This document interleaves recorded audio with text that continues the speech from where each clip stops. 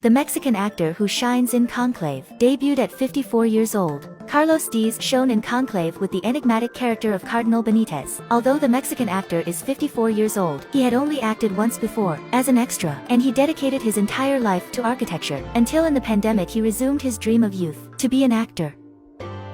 Carlos Diaz was born in Mexico City and was always interested in acting. Since he was a child he wanted to enter the world of cinema. It was a leap of faith. When I was a kid and I found out that what was in the movies was acting, I thought, oh wow, is Pedro Infante not a carpenter? Is he not a motorcyclist? My mom explained to me that the actors were not like that in real life. Since then it caught my attention. However, Carlos had a problem that made it difficult to follow his dream: introversion. When he was a teenager, he tried to join the theater groups of his high school. However, he was overwhelmed by how extroverted all his classmates were. Diaz felt out of place. At another point in his youth, the Mexican was an extra in a movie, but he did not enjoy the experience as it seemed intimidating. Carlos decided to dedicate himself to something else: architecture, and that is what he did for 30 years, living in Vancouver. When his children grew up and moved out of the house, Carlos reconsidered what he wanted to do with his life now. When the youngest of my children was packing his bags to go study in another city, I said, well, now yes. I thought about learning something new, something different after 30 years in architecture, and that's when I remembered acting. The then architect found a surprise. The acting teacher told the group that if acting for them was just a hobby, they should leave it.